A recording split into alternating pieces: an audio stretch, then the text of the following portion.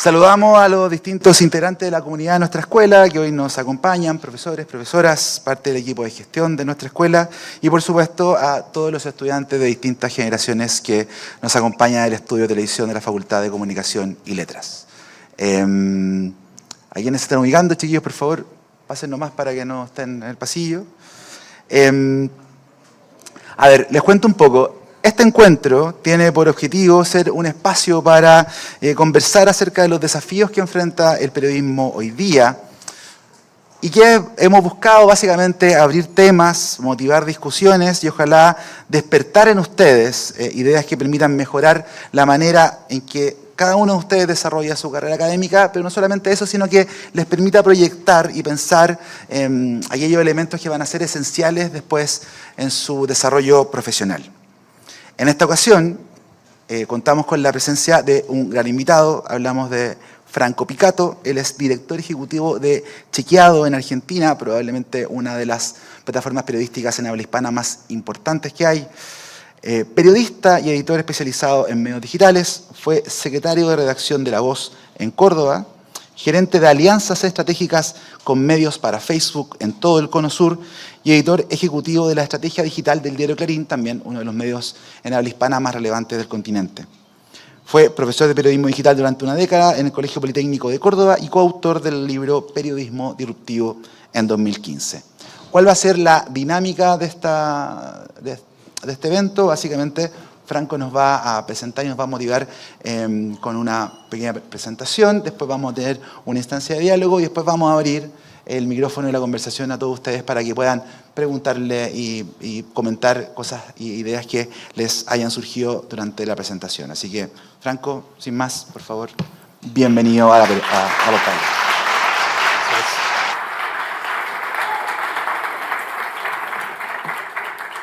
Wow. Bueno, hola, buenos días. No sé si se escucha bien el micrófono, estamos bien, ¿verdad? ¿Sí? Qué enorme placer, un gran orgullo, un privilegio. Gracias, Fernando, y a las autoridades por esta invitación. Me siento un privilegiado de poder estar aquí acompañando esta etapa tan importante como es la inauguración del año académico en la facultad. Bienvenidos y bienvenidas a aquellos que están comenzando su carrera. Es un camino apasionante. Para quienes van en el medio, falta poco. Y para quienes están terminando la carrera y a punto de empezar sus desafíos profesionales, estamos en el lugar indicado y en el momento preciso para, como dice el maestro de periodismo Rosenthal Carmon Alves, rock and roll. Let's rock and roll, ¿no? La idea de mi comentario de esta mañana es abordar una serie de ideas vinculadas a periodismo e innovación, dos campos en los cuales desde Chequeado venimos trabajando desde hace 15 años aproximadamente, que es cuando se fundó nuestra organización. Chequeado, para quienes no lo conocen, es una organización no gubernamental que busca elevar la calidad del discurso público y también elevar el costo de la mentira, hacer periodismo de verificación para frenar la mentira y luchar contra la desinformación en distintas plataformas. Y la idea es compartir con ustedes algunos ejemplos, algunos casos de productos, de formatos y de herramientas que buscan satisfacer las necesidades de la audiencia en un mundo cada vez más complejo. Y quiero empezar por ahí. Estamos en un mundo cada vez más complejo y también la información está complejizándose. Piensen que venimos de un ecosistema de medios, principalmente hace muy pocas décadas, dominado por una o dos plataformas, el diario impreso, la radio, después la televisión, pero empezó a complejizarse mucho más el ecosistema con el paso de los años, con la adopción de nuevas tecnologías, cuando comenzamos a tener Internet como una plataforma, pero no solo eso, después los teléfonos móviles, pero no solo eso, después las redes sociales como plataforma de distribución y de consumo de noticias, y la última adopción y la más fuerte de estos últimos años, la inteligencia artificial. Fíjense cómo en una generación profesional los periodistas hemos empezado nuestras carreras a veces escribiendo en máquinas analógicas. Nuestros primeros artículos, cuando yo estudiaba en la universidad, eran con máquina de escribir, y después empezamos a rotar por una serie de dispositivos y posiblemente ustedes empiecen a ejercer sus carreras profesionales en plataformas que hoy no se conocen, por ejemplo, el metaverso o otras implementos de realidad virtual o realidad aumentada. Entonces, fíjense cómo el mundo está cada vez más complejo y la información también. Pero esto genera muchos desafíos, porque necesitamos entender los cambios sociales, los cambios políticos, los cambios económicos. Piensen en el cambio climático, piensen en la polarización, piensen en los fenómenos de migración que en distintos países están afectando las dinámicas sociales, las dinámicas políticas. Y claro, las personas interactúan con sistemas que son cada vez más complejos. Cada uno de nosotros, de nosotras, en distintos lugares, en momentos del día, interactuamos con sistemas que son complejos y que generan un poco de ansiedad y un poco de incertidumbre en la vida cotidiana, ¿no? ¿Qué va a pasar con la política? ¿Qué va a pasar con la economía? ¿Qué va a pasar con los grandes movimientos a nivel global? ¿Cómo vamos a organizar nuestro día a día, nuestra familia, nuestros proyectos personales? ¿Necesitan que ajuste algo del micrófono? ¿Estamos bien? No, que nos está viendo la presentación, así que ahora se ve perfecto. Entonces, ¿cómo necesitamos nosotros primero como profesionales de la comunicación entender estos cambios, la complejidad de los cambios sociales, para ayudar a las personas a navegar y a comprender esta incertidumbre? Hay un reporte de innovación que hace unos años publicó la BBC, cuyo título era "Nada es normal". Y pensaban en desafíos del futuro, pasando por la inteligencia artificial, pero también el cambio climático, las complejidades de los sistemas políticos y financieros y económicos globales, como situaciones que están llevándonos a niveles cada vez más inciertos y más complejos. Y aquí tenemos esta gran oportunidad, desde el campo de la comunicación, del periodismo y de los medios, para diseñar productos, procesos de trabajo que ayuden a las personas a manejar esta incertidumbre. Y esa es la invitación para pensar juntos de qué manera podemos ayudar a las comunidades a las que nos dirigimos, a nuestras audiencias, a los consumidores, receptores de información, con una serie de desafíos adicionales que son propios de la industria de los medios. En primer lugar, tenemos el desafío de la economía de la atención. ¿Qué significa la economía de la atención? Como todo mercado, cuando hay algo que sobra, la información, la sobreabundancia de contenidos que circulan por todas las plataformas, hay algo que empieza a faltar, que es el tiempo de los usuarios para consumir noticias. Competimos en un ecosistema cada vez más complejo, con más jugadores, con más plataformas, con más contenidos, y ese nivel de sobreabundancia, de inflación enorme que tenemos, de mensajes que están circulando a escala planetaria por un montón de canales, lo que está haciendo es que falte tiempo de consumo. La gente tiene 24 horas en su día, 8 horas para dormir, más o menos, 8 horas para trabajar, y otro poco más para el tiempo libre y el ocio. Algunos más, otros menos, cada uno hace su cuenta sobre cómo distribuye el tiempo en el día. Pero fíjense cómo el tiempo que los medios y los periodistas tenemos para llegar a nuestra audiencia es cada vez más limitado en pequeñas burbujas durante el día, en tiempos y en situaciones de consumo que van cambiando. Cuando la gente toma un transporte público, cuando está yendo hacia su trabajo, en un recreo, mientras está cambiando de aula para cursar otra materia en la facultad. Realmente tenemos distintos momentos y estrategias para llegar a públicos en función del momento del día en el que se encuentran. Entonces, ahí tenemos un desafío. ¿Cómo trabajamos sobre la economía de la atención? El tiempo que la gente tiene disponible para acceder y consumir medios y mensajes periodísticos o comunicacionales. El segundo gran eje y el foco fuerte es el problema de la fatiga informativa. Tenemos sobreabundancia de información y muchas veces, y estamos empezando a ver tendencias sociales de personas que están cansadas de las noticias. Las noticias les parecen abrumadoras. Encuentran que tienen demasiado para consumir y poco tiempo. Y a la vez, muchos estímulos negativos. Malas noticias, noticias de color amarillo, noticias de color rojo, pongan la etiqueta que prefieran. Y allí lo que tenemos es la tercera cuestión, que es las personas empiezan a evadir de manera selectiva el consumo de noticias. Cada vez consumen menos y en distintos momentos del día. Pero hay una tendencia en los últimos 5 o 6 años de personas que deciden consumir menos información e incorporar menos noticias a su dieta informativa cotidiana. Y por último, y este es seguramente uno de los puntos en los que vamos a conversar luego con Fernando en la charla, es la cuestión de la sostenibilidad de los medios y cómo conseguimos recursos para hacer periodismo en este contexto tan cambiante, tan complejo y tan incierto. La crisis de la publicidad, la competencia por los recursos para sostener medios de comunicación independientes, fuertes, libres, plurales, también es un desafío que se suma a estas otras tres grandes situaciones que acabo de comentar. La economía de la atención, la fatiga informativa y la desinformación, y la gente que evade de manera selectiva el consumo de información. Entonces, ¿qué hacemos frente a este panorama? Bueno, necesitamos encontrar formas innovadoras de satisfacer necesidades de la audiencia con los recursos que tenemos. Y hay un nuevo pilar, y tal vez este sea el desafío más importante que tenemos los comunicadores y los periodistas en este momento, que es el desafío de la confianza. En un mundo que es más incierto, las audiencias buscan fuentes de información confiables, que les brinden certezas, pero al mismo tiempo encontramos que los medios de comunicación pierden confianza de sus audiencias mientras pasan los años. Y esto representa un gran reto para la industria. Busqué los datos del Digital News Report de Reuters del año pasado. En Chile, la confianza en los medios está en cerca del 32%. Y no es algo que pase solamente aquí. En Argentina es exactamente el mismo porcentaje, salvo algunos países específicos donde la confianza en los medios crece, en particular en Europa y algunos países nórdicos. En el resto de los mercados que son analizados por Reuters en este estudio, en todos los casos la confianza en los medios tiende a bajar.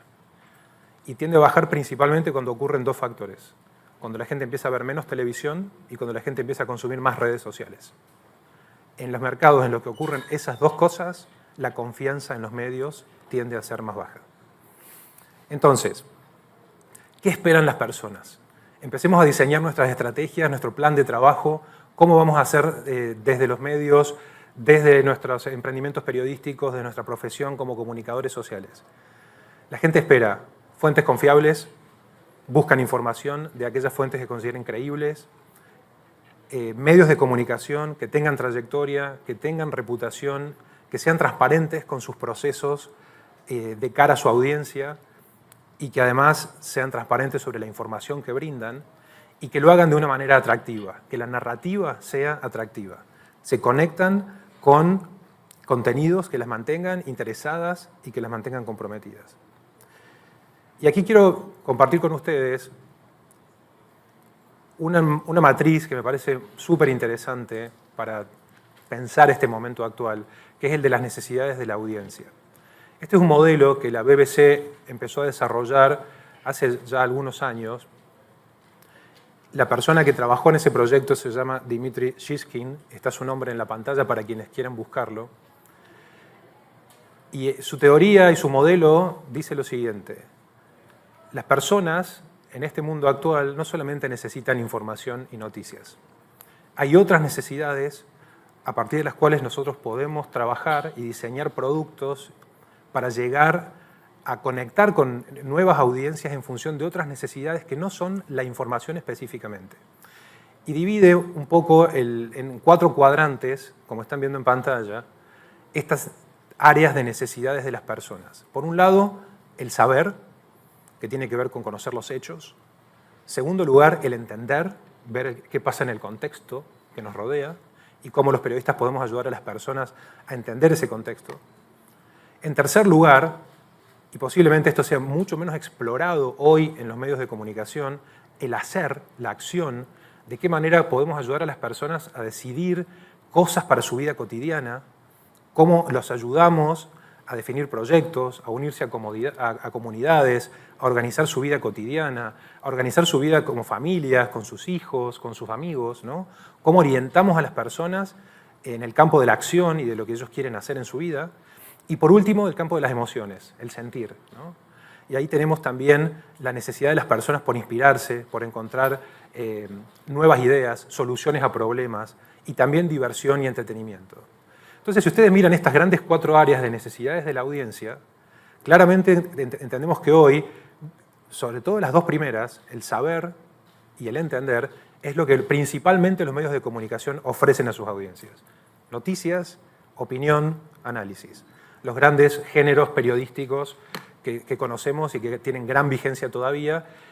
Y cuando analizamos las tendencias estadísticas de consumo web, las noticias y los explicadores son dos formatos que la gente busca y busca mucho. Pero fíjense que al nivel de las otras dos necesidades de la audiencia, la acción, el hacer y el sentir, prácticamente no hay medios de comunicación que estén enfocados en estas dos últimas cuadrantes, ¿no?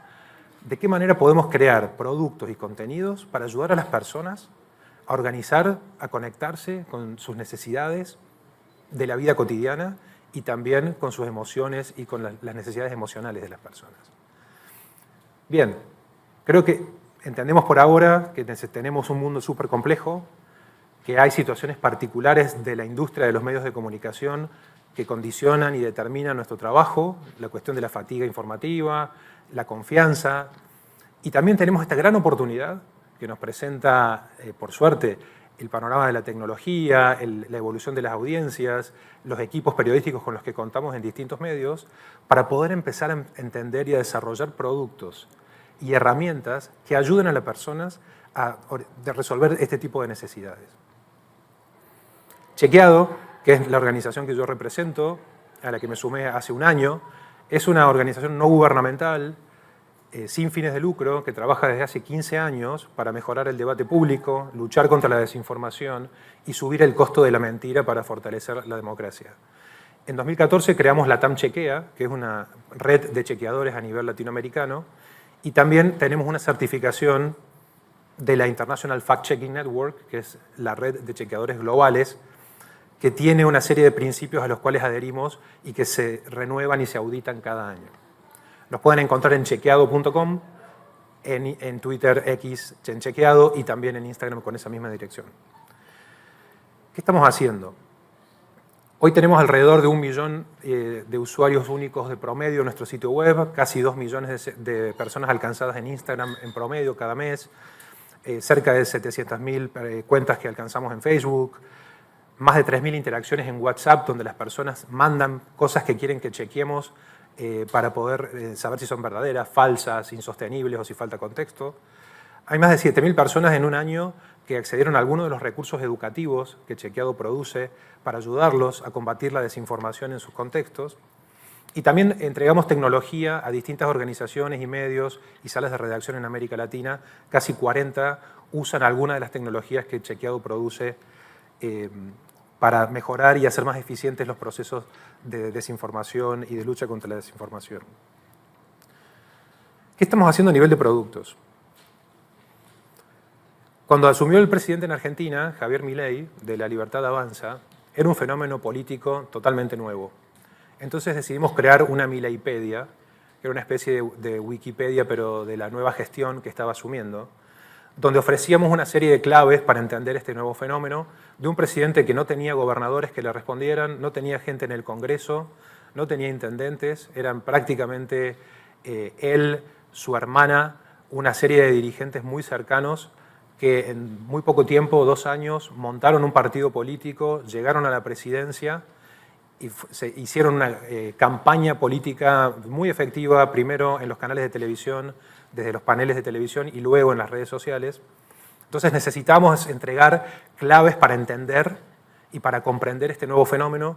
Creamos un diccionario para entender palabras que el presidente usaba, por ejemplo, la palabra econochanta para referirse a los economistas que no estaban de acuerdo con su política, o para hablar de los periodistas ensobrados, qué significaba esa crítica que él hacía, o ahora cuando se refiere a la oposición como los mandriles, o cuando critica a la oposición peronista diciendo que lloran lágrimas de zurdos. Un montón de nuevas palabras que empezaban a aparecer en el vocabulario presidencial y que desde Chequeado empezamos a interpretar y a ofrecer claves para comprender. Pero también, y porque los medios de comunicación tenemos este rol, empezamos a chequear sus promesas. ¿Cuántas de sus promesas estaban siendo cumplidas en el primer año de gestión? ¿Cuáles estaban en nivel avanzado? Y cuáles directamente no habían sido cumplidas. Y también creamos una plataforma para hacer un seguimiento de los datos de la economía de Argentina, que era el principal foco que Milei tenía en el país. La Mileipedia explica la relación del gobierno con el Congreso, el diccionario de las palabras que el presidente usa, sus políticas, los chequeos a las desinformaciones, quién es quién en su gabinete. También empezamos a ver el ADN de su discurso, para que las personas cuando se crucen con frases del presidente en las redes sociales puedan entender si eso que él está diciendo está verificado en evidencia y en la última evidencia disponible o no. Por ejemplo, qué dijo sobre la Argentina como el país más rico del mundo entrado el siglo XX, o sobre el cambio climático, cuando el presidente dice que el ser humano no tiene influencia sobre el cambio climático, y otra serie de afirmaciones. Hicimos las promesas chequeadas y el resultado fue que el 60% de las promesas en el primer año tenían un nivel avanzado de cumplimiento o habían sido cumplidas.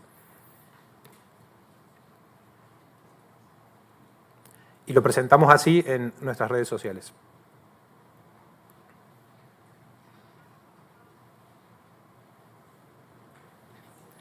Si es que tenemos buena internet y se ve el video.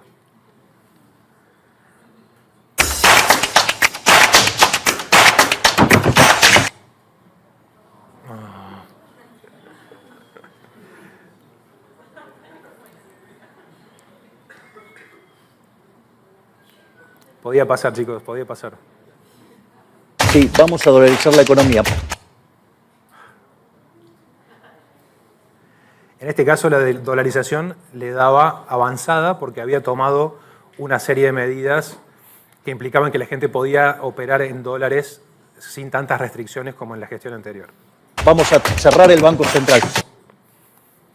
Aquí le dio demorada. Fue una promesa que no había cumplido por el momento. Y así con cada una de las 20 promesas que el presidente hizo durante su plataforma electoral, un equipo de chequeado Vamos a terminar con el cáncer de la inflación. verificó cada una de las promesas, buscó la última evidencia disponible para saber cuál era el nivel de avance que tenía. También presentamos una serie de gráficos que le permitían a la gente saber qué nivel de avance realmente tenía el plan económico y si se estaba cumpliendo aquello que el presidente había prometido en su campaña. Cuando hablamos de formatos, pensamos en grandes áreas, entre ellos informes periodísticos, explicadores, live blogs, que son formas de actualización rápida de noticias cuando algo está pasando, y una oferta interesante de newsletters, que es una forma para conectar con las personas en necesidades puntuales. Por ejemplo, hicimos un informe especial sobre quiénes son los tuiteros favoritos del presidente y cómo hace a través de estas cuentas en Twitter para construir su discurso, tercerizando su comunicación digital en una red de tuiteros que responden, publican contenidos y lo hacen en nombre del presidente.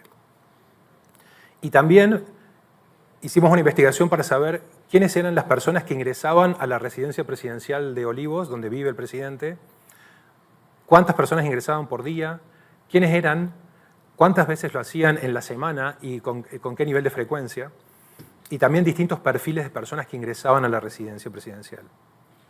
Voy a probar si funciona internet ahora.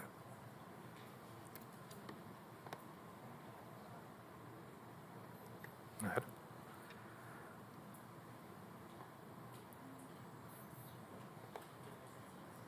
¿No?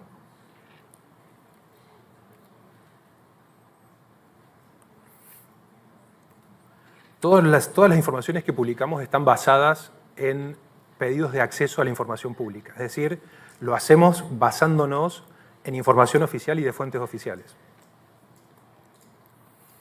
También hicimos otro trabajo de investigación para entender los viajes del presidente. ¿A qué países viajaba Milei?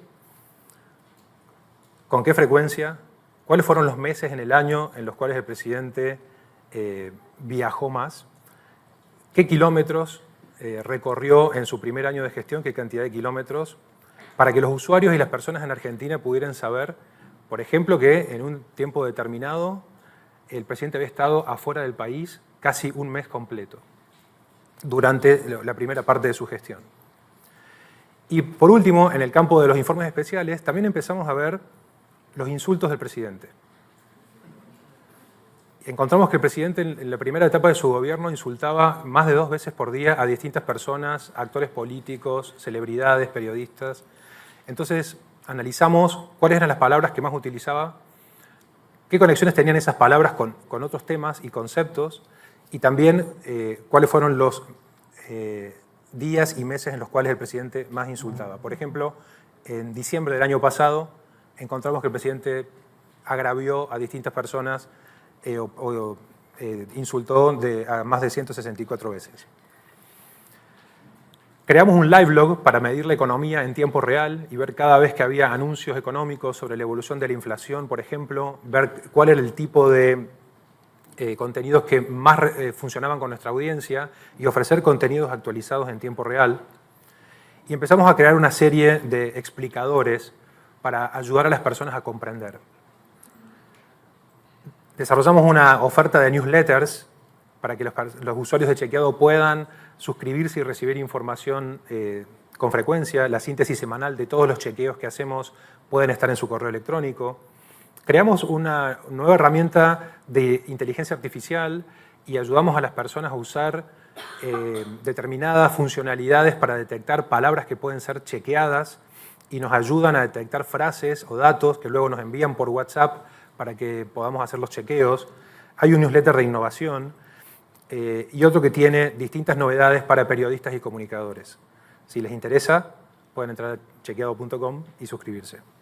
Hoy te voy a contar cómo fue. Pero también entendemos que la información y la lucha contra la desinformación no es algo que ocurre nuestro paso por el Lollapalooza. en Internet, en nuestras redes sociales, en nuestro sitio. Fuimos al Lollapalooza el año pasado, lo vamos a hacer también este año.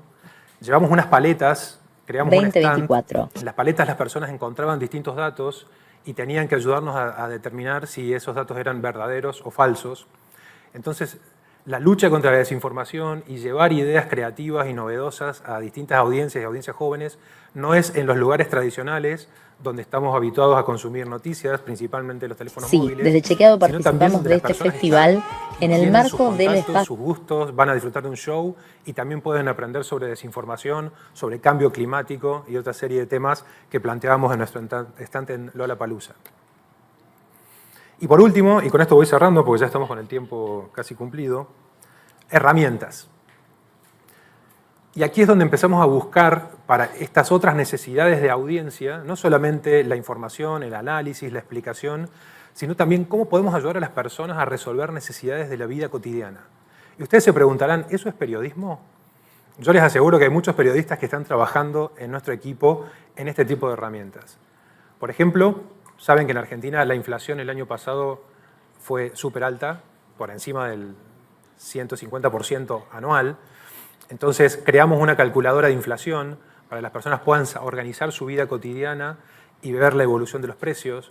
Pero también como los alquileres de departamentos, casas, etcétera, están atadas a la evolución de los precios de la economía, creamos una calculadora de alquileres para que las personas pudieran entender cuando tienen que renovar sus contratos cuál es el nuevo valor que va a tener su contrato.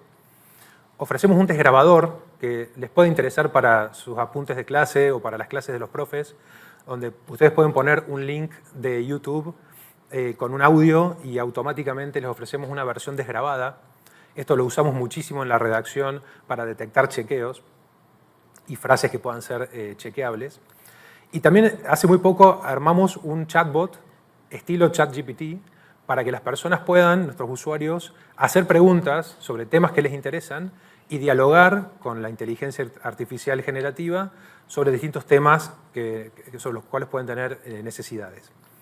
Y por último, y este también se los recomiendo, si buscan chequeado.com, el chequeador en Google, van a encontrar esta aplicación que enseña la metodología de fact-checking, cómo hacer verificación de informaciones paso a paso para estudiantes de periodismo, docentes de comunicación, profesores en las aulas que quieran sumar temas de lucha contra la desinformación, encuentran aquí este tipo de herramientas. Aquí ven una captura de pantalla de la calculadora de inflación, la calculadora de alquileres, el desgrabador, el explorador, que es nuestro chat con todos los artículos que tenemos publicados, que son artículos que además están basados en información confiable y verificada, y el chequeador, que es el tutorial para democratizar el acceso al fact-checking y que cualquiera pueda aprender a hacerlo. Creamos una landing especial para estafas y hackeos a través de nuevas tecnologías. ¿Qué pasa si te hackean tu WhatsApp? ¿Qué pasa si te roban el celular? ¿Cómo actúas frente a una estafa bancaria? ¿De qué manera trabajás si hackearon tu billetera virtual? Con información de servicio, utilidad, tutoriales. Por eso entendemos que innovar, en nuestro caso, es escuchar a la audiencia y tratar de responder a sus necesidades. Porque innovar en periodismo es transformar. No solamente informar, sino también transformar la manera en que las audiencias acceden a la información y se conectan con los medios.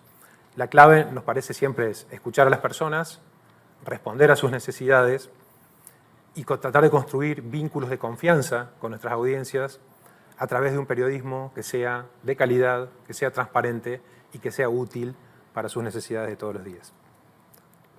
Muchas gracias y un placer escucharlos ahora y conversar.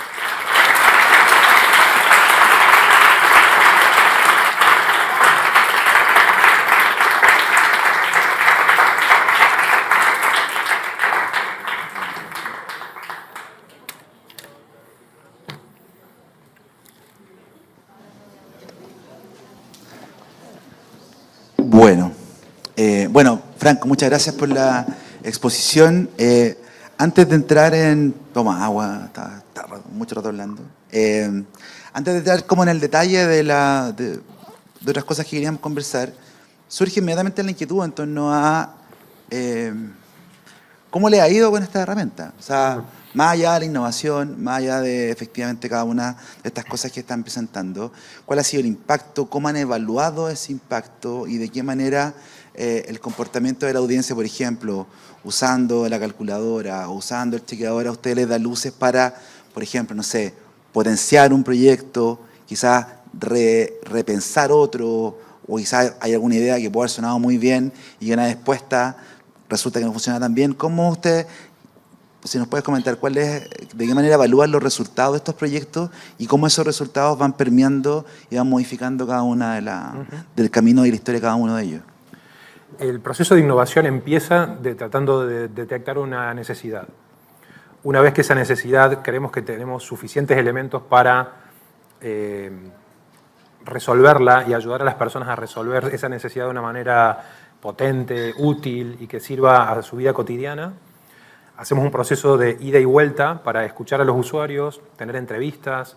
A veces, a principio de año, un grupo de chequeado sale a hacer entrevistas a la calle, se reúne con usuarios para ver cuáles son sus necesidades. Y eso nos permite tener un primer acercamiento sobre qué quieren, cómo lo resolverían, de qué manera podríamos hacerlo más eficiente, más barato, más útil para las personas. Y empezamos a trabajar en un proceso que en el desarrollo de productos se llama iterativo, que significa ir y volver varias veces y hacer pruebas pequeñas. Esa iteración incluye un prototipo inicial donde trabajamos en una especie de muestra que tratamos de que sea lo más rápida y que nos permita aprender del desarrollo del producto, hasta que llegamos a un modelo donde creemos que estamos cómodos en poder lanzarlo más abiertamente. Entonces, salimos habitualmente con un producto que es lo suficientemente bueno, aunque pueda tener errores, pero no es perfecto, y hacemos pruebas con grupos cerrados de usuarios, 15, 20 usuarios, 100 usuarios, de modo que empezamos a aprender sobre cómo interactúan con el producto, hasta que entendemos que está en un modelo de madurez suficiente como para abrirlo a la comunidad completa. Y ahí empezamos a difundirlo en Instagram, en newsletters, en el sitio web. Dejamos pasar un tiempo de adopción y de uso, medimos todo el tiempo a través de métricas digitales, tiempo en el sitio, cantidad de páginas vistas, en qué lugares de la interfaz la gente hace más clics. Vamos aprendiendo mucho sobre esto hasta que conseguimos que el producto empiece a tener una curva de crecimiento. Por ejemplo, el desgrabador, que integra una suite de productos que se llama Chequeabot dentro de nuestra organización. Hoy tiene cerca de 200.000 usuarios únicos mensuales de promedio, lo cual es un porcentaje muy alto, y también encontramos que casi el 30% de esos usuarios no son de Argentina, nos visitan desde México, por ejemplo, o desde Perú.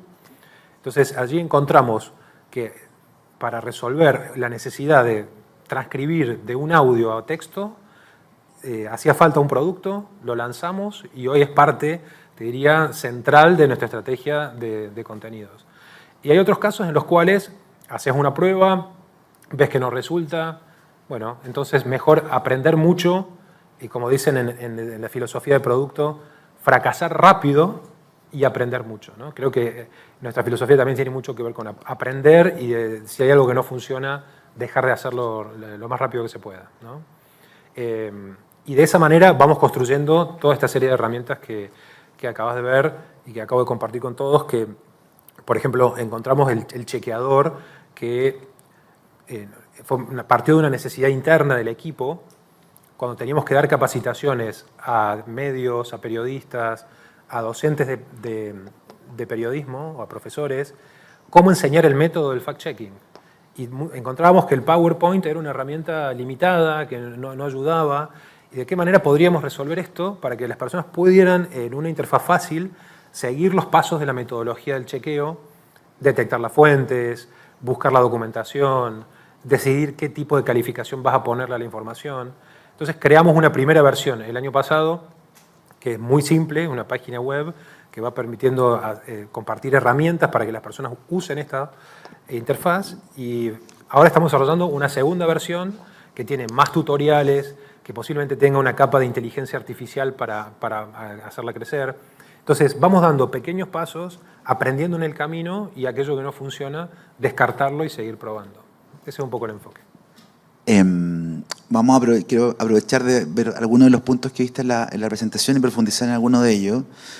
El primero, obviamente, y que fue mencionado mucho en la presentación, tiene que ver con el tema de, la confianza en los medios y también el caso, lo que está pasando en Argentina hoy día en particular. ¿Cuál es la situación de los medios hoy día en Argentina ante el liderazgo y la actuación del gobierno de Milei? ¿Cómo hoy día, básicamente en dos sentidos, ¿no? ¿Cómo desde la irrupción de Milei ha cambiado la percepción, por ejemplo, de la audiencia sobre los medios? Si esta odiosidad hacia los medios se ha traspasado a la audiencia. Y de qué manera esa misma dificultad o ese mismo enfrentamiento que ha tenido con algunos medios ha dificultado el trabajo del mismo periodismo en Argentina. ¿Cuál es tu evaluación hoy día de la situación del periodismo, tanto en su ejercicio frente al gobierno como también de la percepción de la audiencia? Yo creo que no podríamos desconectar la situación actual de lo que ha venido pasando en Argentina en las últimas 2 décadas, en las cuales las tensiones habituales entre periodismo y poder han ido de canales más o menos normales y entendibles, razonables en cualquier democracia, a una escalada en las cuales los gobiernos han elegido al periodismo como blanco de sus ataques y de su hostigamiento.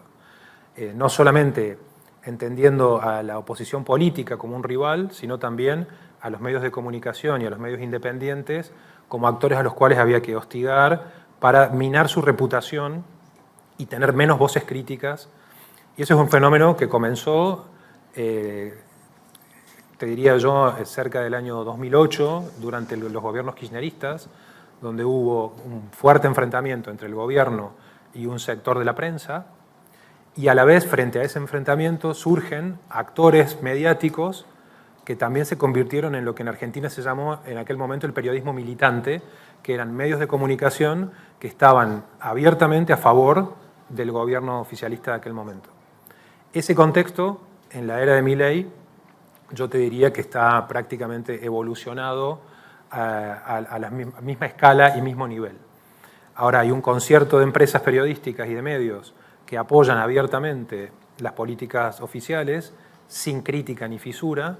Aquellos que en la etapa política anterior estaban a favor del gobierno, ahora están en contra del gobierno de Milei, y está creciendo un nuevo ecosistema de medios autogestionados, independientes, que no responden a pautas publicitarias oficiales, que tienen un financiamiento de la mano de la audiencia, son sus propios usuarios los que apoyan ese tipo de periodismo, que son, te diría, los nuevos jugadores que están logrando investigar, hacer periodismo de investigación, con mucha presión, con todas las dificultades que eso trae aparejado, pero que te diría que es un poco de aire fresco entre estas dos grandes posiciones editoriales de apoyo o de crítica al gobierno de turno.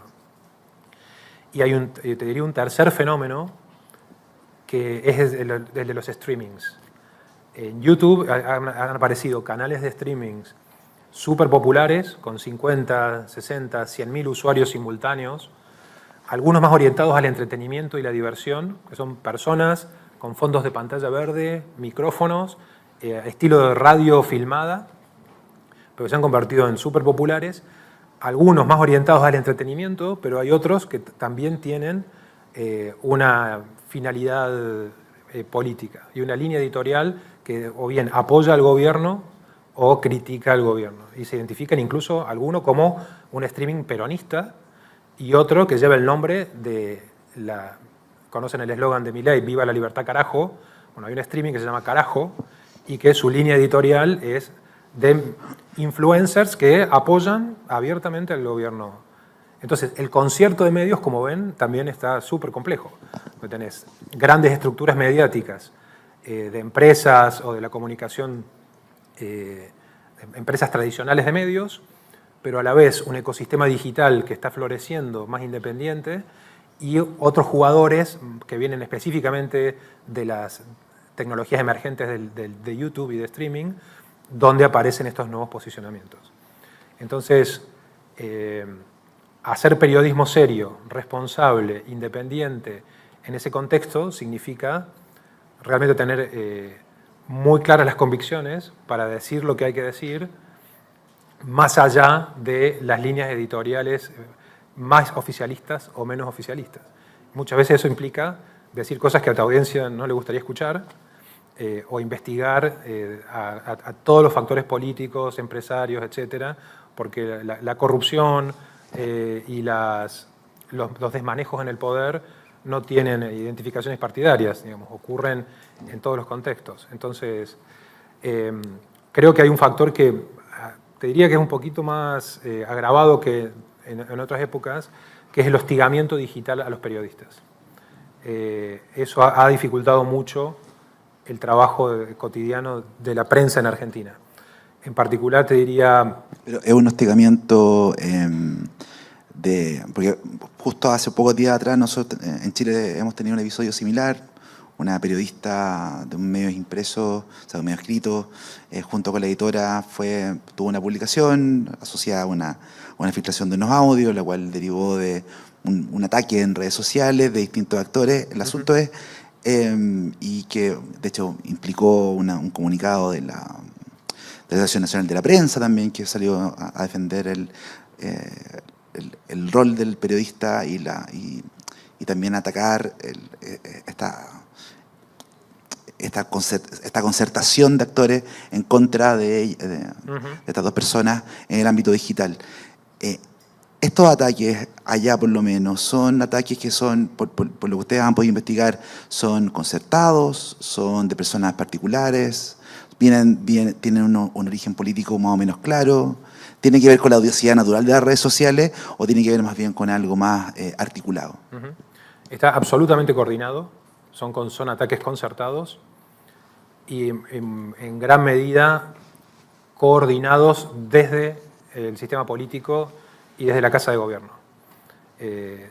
Está muy clara la ruta de ataques a partir de los cuales aparece un informe periodístico o un periodista crítico y luego empieza una serie de actividades de trolls digitales y de patrullas, milicias digitales que empiezan a atacar la reputación, a atacar la vida personal, y hasta que en algún momento es el propio presidente el que retuitea esos ataques a distintos periodistas de medios de comunicación de todos los colores, con nombre y apellido.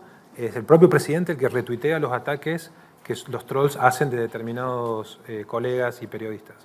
Eso, claro, genera un riesgo enorme de autocensura, desalienta el trabajo de la prensa independiente y puede acallar muchas voces que frente a estos ataques puedan decidir por su seguridad personal o por el motivo que sea, dejar de decir las cosas que hay que decir, ¿no? Hay un ecosistema digital funcionando para atacar o defender periodistas en función de lo que digan en cada momento. Eso es parte del ecosistema, sí. Bueno, es un tema en el cual podríamos profundizar. Me quiero un poco para tratar de tocar algunas de las cosas que tú has comentado, que hay un profesor de la universidad decía que no hay periodismo libre si el periodismo no se financia. Uh-huh. En este escenario en que los grandes conglomerados en Argentina, por ejemplo, están instalados en una posición, ¿no? Y tú comentabas este periodismo digital, libre que está instalado, es un periodismo que para poder desarrollarse necesita efectivamente desarrollar ingresos y poder tener esas espaldas, ¿no? ¿Dónde ves que se está jugando la clave hoy día del financiamiento en esos actores, en los actores que están tratando de instalarse desde lo digital como voces críticas o como voces de periodismo de investigación? Nosotros tenemos acá en Chile el caso de CIPER, que es un medio independiente que se financia principalmente en torno a lo que le aportan sus audiencias, pero ya hoy día con inteligencia artificial, con el tipo de marketing digital como está instalado, el negocio digital como está desarrollándose, ¿cuáles son las claves que ustedes ven para efectivamente que estos medios digitales, estos emprendimientos logren ser independientes financieramente y por ende ser independientes periodísticamente? Uh-huh. Yo creo que la palabra clave en este momento es diversificación. Es decir, que cualquier emprendimiento digital no dependa de una sola fuente de financiamiento, sino que pueda desarrollar una serie de fuentes para sostener el periodismo y la calidad del periodismo que ofrece a sus audiencias. Y por esto incluye desde la publicidad tradicional, publicidad digital, el trabajo de membresías o de socios que la propia comunidad pueda apoyar al medio de comunicación, pasando por otras alternativas como eventos que también pueden generar nuevas formas de ingreso o newsletters que puedan ser de pago, contenidos muy específicos para nichos en particular.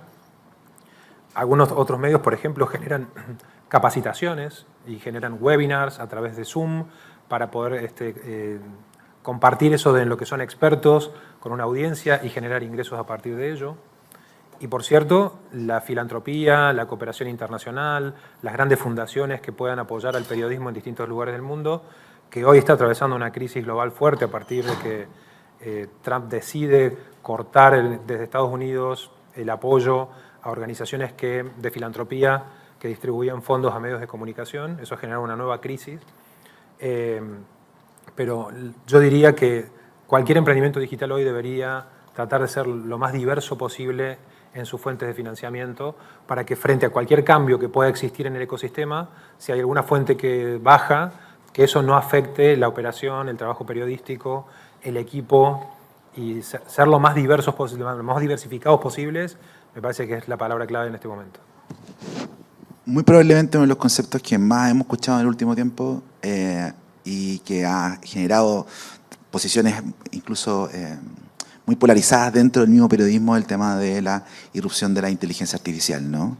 Hay quienes la abrazan como una gran oportunidad, hay quienes la miran con distancia en términos de que nos va a reemplazar, etcétera. ¿Cómo estás viendo tú hoy día la irrupción de la inteligencia artificial, tanto dentro de Chequeado como dentro del sistema de medios? Según tu experiencia, está siendo hoy, no sabemos mañana, pero siendo hoy una herramienta que va más bien a potenciar el trabajo periodístico. ¿Cuáles son los riesgos que hay? ¿Cuál es la evaluación que ustedes como Chequeado y tú como particularmente haces de la IA? Sí. Yo creo que estamos en un momento de mucha evolución de la tecnología, por lo tanto no tenemos evidencia para asegurar ni una cosa ni la otra, ni que la inteligencia artificial vaya a resolver todos los problemas o los desafíos que tenemos en los medios, ni que se convierta en una gran amenaza para el trabajo de periodistas. Sí sabemos hasta ahora que, desde el punto de vista operativo, la inteligencia artificial se convierte en un agente que puede ayudarnos a hacer tareas repetitivas, operativas, que antes llevaban mucho tiempo de personas y de talento humano, que hoy pueden ahorrarse y ser mucho más eficientes a partir del uso de este tipo de tecnologías. Por ejemplo, la desgrabación de textos. En nuestra época, auriculares, grabador. Acá le decimos descaseteo. El descaseteo, play, pausa, y necesitabas desgrabar una entrevista de 40 minutos, te podía llevar una buena cantidad de horas. Bueno, hoy ese audio subido a una inteligencia artificial en 3 minutos genera una desgrabación de una calidad bastante aceptable. Entonces, no hay dudas de que la inteligencia artificial nos va a ayudar a ser más eficientes y más operativos. Respecto del impacto negativo que esto puede tener, hasta ahora sabemos, por los estudios que hemos visto, que los chatbots de inteligencia artificial tienen altas tasas de error. Cuando alguien le pregunta a un chatbot sobre una determinada desinformación, la mitad de las veces responde con errores. Entonces, no son fuentes confiables de información y tenemos un trabajo que hacer para ayudar a nuestras audiencias a identificar que lo que un chat GPT les diga no necesariamente es cierto y es confiable.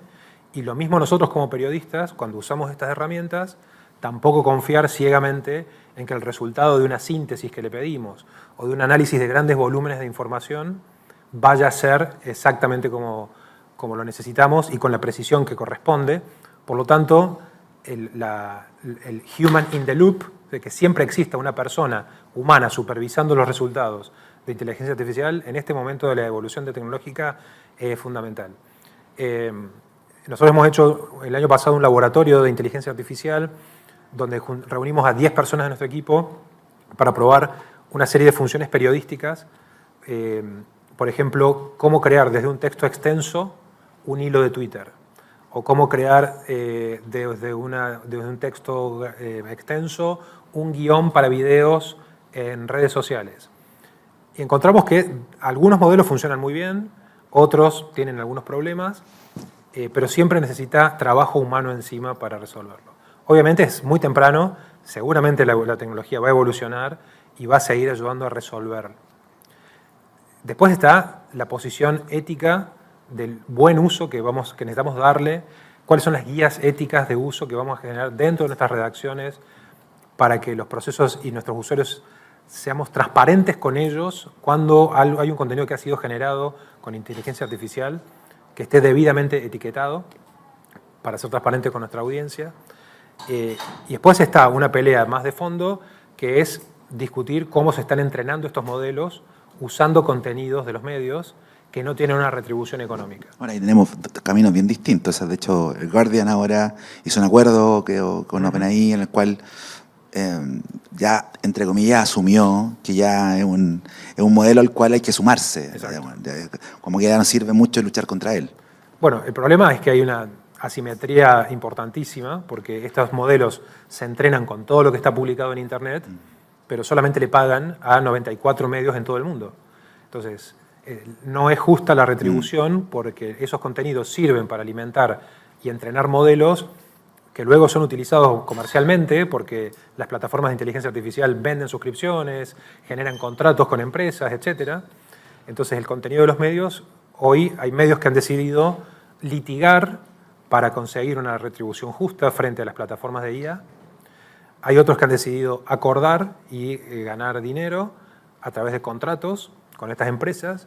Y hay un tercer grupo que todavía está decidiendo, en función de cómo salga la batalla, encontrar alguna solución intermedia. En el medio están los usuarios. Y creo que nosotros tenemos como misión ser súper claros y tratar de enseñar a nuestras audiencias qué es la inteligencia artificial, cómo funciona y cómo mitigar los riesgos que usar la inteligencia artificial tiene cuando se trata de noticias, ¿no? Por último, para tener tiempo suficiente para las preguntas, una última cosa, ¿no? Estamos, debe haber más de 100 estudiantes acá escuchándote. Ya lo comentábamos, estábamos en un momento bien crucial del periodismo en distintos tipos, en modelo de negocio, en credibilidad, en confianza con los usuarios, tecnologías que irrumpen, etc. ¿Cuáles crees tú que son hoy día las herramientas y habilidades que un periodista que va a desarrollarse en los próximos 5 años debería tener? ¿Qué elementos debería tener en mente y cuáles van a ser aquellos que van a ser cruciales para como hemos conversado, un mercado de medios y un mercado de contenidos y de noticias que está en constante evolución. Yo diría un par de cosas. Primero, tratar de ser lo más anfibios posibles, en términos de poder manejarnos cómodos en distintas tecnologías y plataformas tecnológicas para poder llegar a distintas audiencias en distintos momentos del día con los mensajes más adecuados. En mi época había una gran batalla respecto de que yo soy un periodista de radio, no, yo soy de televisión, yo soy de gráfica y solamente escribo. Bueno, creo que el momento actual requiere profesionales que sean digitalmente alfabetizados, digamos, que puedan hablar distintos idiomas mediáticos, pero que a la vez de ser expertos en la generación del contenido y en la producción del contenido, también tengan las herramientas para distribuirlo en distintos canales, sea escribiendo un gran newsletter o haciendo reels o TikToks, o presentando informes de gran aliento en documentales para plataformas de streaming, ¿no? Es decir, hay un tema con la generación del contenido, otro experiencia en la distribución, y hay un tercer factor que me parece que es, tratamos de definir en qué cosas cada uno como periodista es único y puede ofrecer un valor enorme a su audiencia que va a ser difícil de imitar por la competencia o por una inteligencia artificial. ¿Cuál es tu voz propia? ¿Cuál es eso en lo cual te has convertido por tu preparación, por tu pasión, por tu motivación en experto o experta? Y eso es realmente aquello en lo cual agregás un valor por el cual la comunidad, tu audiencia, tus seguidores estarían dispuestos incluso hasta a apoyarte económicamente porque eso que haces es único y tiene un gran valor social. Entonces, diría que producir el contenido, saber distribuirlo y ser muy expertos en un tema para que eso realmente genere un valor profesional y un capital digamos, social y de mercado, ¿no? Creo que esas serían mis 3 grandes sugerencias hoy. Buenísimo. Bueno, hemos pasado por varios temas. Dejamos abierta ahora la opción de preguntas, comentarios. Hola Franco, un gusto. Mi nombre es David, soy estudiante de primer año. Primero que nada, felicitar... ¿Se escucha? ¿Sí? Primero que nada, felicitar la labor que hacen. Yo considero, supongo que todos sabemos aquí lo importante que es el fact-checking, verificar la información verídica, sobre todo en tiempos de redes donde cualquiera puede decir cualquier cosa y generar así mentiras y bueno, después influyen muchas cosas cotidianas. Tengo 2 preguntas. Primero, si alguna vez han sufrido de persecución o censura, no necesariamente por parte de usuarios de internet, sino de sus pares, como medios más grandes, independientes de otros lados. Y la otra pregunta es que si alguna vez han pensado en expandir, porque todos sabemos que esto es un periodismo bastante moderno en tiempos de redes sociales, pero también, bueno, al menos aquí en Chile algo que va a pasar es que después en un par de años la mayoría de la población va a ser adulta mayor.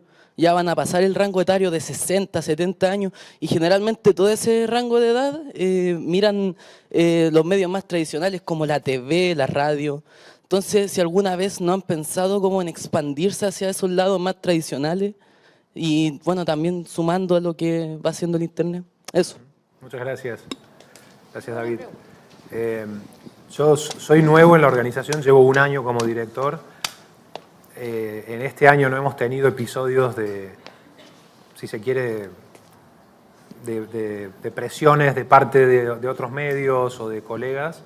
Sé que en el pasado, cuando a Chequeado le tocaba verificar una desinformación que había sido publicada por otro medio, el enojo era algo que, digamos, esperable y que ocurría, porque a nadie le gusta que aparezca un colega a corregir si una información que vos publicaste es incorrecta, fuera de contexto o directamente falsa. Pero siempre lo que nosotros buscamos es tratar de llevar el mensaje de que si conseguimos corregir rápido la información y lo hacemos además en el mismo link donde fue publicado, estamos ayudando a que nuestra audiencia tenga mejor información. Y a la vez ofrecemos políticas de corrección, no solamente nosotros, pero también esperamos que otros medios sigan esas políticas, de que cada vez que hay un cambio y corrigen una noticia, lo aclaren debidamente en el texto para que los usuarios sepan que había una versión anterior de ese contenido que fue corregido, de modo que si nosotros somos transparentes y abiertos y corregimos nuestros errores, no solamente estamos dando la información que corresponde, sino que además contribuimos con esa transparencia a aumentar la confianza que la gente tiene en nuestro medio de comunicación. Entonces, por un montón de razones, corregir la información y ser transparentes cuando hacemos esas correcciones y públicos frente a esas correcciones debería ser una buena práctica para todos los medios de comunicación. Ahí también hay un cambio cultural. Los medios en general, hace un tiempo atrás, resistían mucho el asumir el error. Exacto. O sea, asumir el error ante la audiencia era un problema. Aquí ponían unas cosas que se llamaban nota de la redacción, abajo del artículo, Sí. chico, una columna. Era siempre muy complejo asumir un problema. Yo creo que hoy día los medios digitales y también como estrategia general de los medios hay una mayor transparencia y de efectivamente asumir, corregir a tiempo, que es lo relevante también, y seguir avanzando en y ser abiertos con el proceso. Y ser abiertos con el proceso, claro. Sí. Y respecto de otros medios, en el pasado Chequeado participaba mucho en canales de televisión. En sus primeros años tenía columnas en radios y también en diarios impresos. De modo que ha sido parte del trabajo llevar las verificaciones y los chequeos a todos los medios posibles. Incluso también tratamos de hacer alianzas con medios tradicionales porque, por ejemplo, el chequeo que hacemos todos los años al discurso legislativo de los presidentes, cuando van al Congreso a contar el Estado de la Nación, tenemos acuerdos con diarios en Argentina para que los chequeos también los difundan en sus sitios y en sus productos impresos. Y cada vez que tenemos posibilidad y nos invitan, vamos a la tele para llevar estas verificaciones. Pero bueno, somos un equipo chico y tal vez el impacto que podríamos lograr sería mayor si hubiera más medios de comunicación, además de los chequeadores, haciendo chequeos, ¿no? Creo que ahí unirnos como ecosistema, todos los medios, los periodistas, además de los chequeadores, ayudaría a ser mucho más masivos y con más impacto cuando tenemos desinformaciones que circulan en lugares como redes sociales. Entonces, creo que ahí tenemos un desafío, todo el ecosistema de noticias. No solamente es un rol del fact-checking, sino que ojalá más medios y más periodistas se sumen al movimiento de verificar que la información que circula sea verdadera o falsa y hacerlo saber para que los usuarios finalmente tengan el contexto para decidir si la comparten o no lo comparten, si quieren creer o no creer, ¿no? Pero por lo menos que tengan el contexto para poder tomar esas decisiones. Buenísimo. ¿Quién más? Víctor Matos, primer año de periodismo. Quería preguntarte específicamente, indagar un poco más en lo que es la IA. Primero preguntarte cómo en Chequeados tienen esta visión. Sé que ya lo nombramos un poco, pero ¿cómo la ven? ¿Cuál es realmente la función que quieren cumplir con ella como herramienta o quizás tu visión personal y cómo quieres implementarla en la actualidad? A partir de eso también ver qué tanto abrazan la IA actualmente, cómo la van a destinar quizás a este futuro que ya no es tan futuro y ver precisamente eso, porque siento que en mi opinión personal la IA va a llegar a un punto en que va a opacar muchas de las cosas y quería ver cómo eso puede transformarse más que todo la visión de un periodista, no tanto la visión de esta abominación que llega y simplemente es inevitable, sino como esto es lo que está pasando, la mente que trabaja y la mente que utiliza la inteligencia artificial. Eso. Wow. Gracias por la pregunta. Yo diría tres cosas. Por un lado, la inteligencia artificial puede ser una gran aliada del trabajo de los periodistas de todos los días, para un montón de funciones periodísticas que antes llevaban mucho tiempo y que ahora podríamos resolverlo de una manera más eficiente. Desde crear contenidos, guiones, análisis de grandes bases de datos, que antes necesitabas un equipo de personas para poder indagar en un presupuesto, te perdías en la cantidad de Excels que tenías que revisar o PDFs que eran inaccesibles. O sea, hay un montón de herramientas que, me parece, inteligencia artificial ayuda a abrir la información, a procesarla y a darnos una primera versión, si se quiere, de los datos, pero siempre va a hacer falta la persona humana, periodista, para que a esos datos convertirlos en información y a esa información eventualmente convertirla en conocimiento. Todavía la tecnología no ha avanzado hasta el punto de otorgar conocimiento. Por ahora los modelos son modelos de lenguaje probabilísticos que lo que hacen es inferir cuando una palabra tiene más probabilidades de estar cerca de la otra y ofrecer un modelo de respuestas de lenguaje. O sea, no hay razonamiento, todavía no estamos viendo modelos más avanzados de reflexión ni de sentimientos o emociones. De modo que hay que tener claro cuáles son los límites de esta tecnología. Es un modelo de lenguaje y puede ser súper útil para ser más eficientes y ayudarnos en la parte más operativa del trabajo periodístico. La segunda parte es cómo va a cambiar el consumo de la audiencia. Y yo creo que ahí tenemos, y los invito a pensar el futuro y a empezar a probar cosas ahora. ¿Cómo va a ser el periodismo cuando las personas empiecen a hablar con las máquinas para pedirle noticias? Es decir, ¿cómo va a ser el periodismo de chatbot? ¿Cómo va a ser el periodismo conversacional? O sea, si nuestra interfaz históricamente fue la página de papel para el diario, la página web, la pantalla del móvil, como interfaces de información para acceder a noticias, ¿cuál va a ser el modo en el que interactuamos con conversaciones para obtener esas noticias? ¿No? Sí, no, o sea, de hecho hay un cambio que uno ve en grupos más jóvenes que ya, o sea, yo busco en Google, hay muchos que ya buscan directamente en ChatGPT. Exacto. O sea, ya ChatGPT se está instalando como el punto de referencia para la consulta, y la consulta no solamente con ChatGPT escrito, sino además con la aplicación en la cual ya hay un diálogo. Podés hablar, claro. Exacto. Entonces, bueno, aquí creo que el futuro lo tienen que escribir ustedes, es decir, como periodistas del futuro. ¿De qué manera vamos a crear periodismo para que las personas hablen con máquinas? Ahora, detrás de las máquinas tiene que haber personas programando las máquinas, personas definiendo con qué criterios las máquinas van a responder, cuidando los valores éticos y la responsabilidad profesional, pero necesitamos... Hay un filósofo argentino que dice, programemos o seremos programados. ¿No? Si no programamos nosotros a las máquinas nos van a programar a nosotros. Entonces, este es el momento en el cual hay que desarrollar ese nuevo periodismo que esté dispuesto, disponible, accesible, pero también encontrar los modos que la tecnología más el contenido, juntos, ayuden a dar una experiencia de usuario que sea relevante y útil para los usuarios de noticias, ¿no? Tenemos espacio para una última pregunta, ya tiene el micrófono ya para que cumpla, por favor. Por favor, su nombre, la última pregunta. Hola, buenas. Me llamo Marcelo Oliva, de periodismo, y la pregunta es, ¿usted cree que las fake news pueden poner en peligro a la democracia? Sí, son un factor que degrada el debate público. Las noticias falsas pueden generar daño a las personas y además erosionan la confianza en las instituciones. Durante procesos electorales, cuando la gente vota, vemos que circulan desinformaciones que apuntan a dañar la confianza en las instituciones de votación.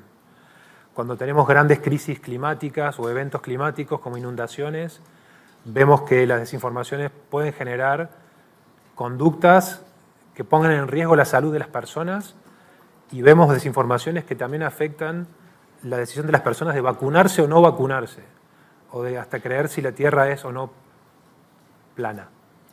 Entonces, si bien esto es un fenómeno muy complejo porque también estamos viendo que las personas eligen noticias o eligen información que refuerza sus creencias previas, también creo que necesitamos dar una batalla mucho más fuerte a favor de los hechos y a favor de las evidencias, y de que las personas, para tomar decisiones en su día a día, de la democracia, de la política, de los derechos, de sus decisiones de compra, necesitan información de calidad basada en evidencias para tomar mejores decisiones.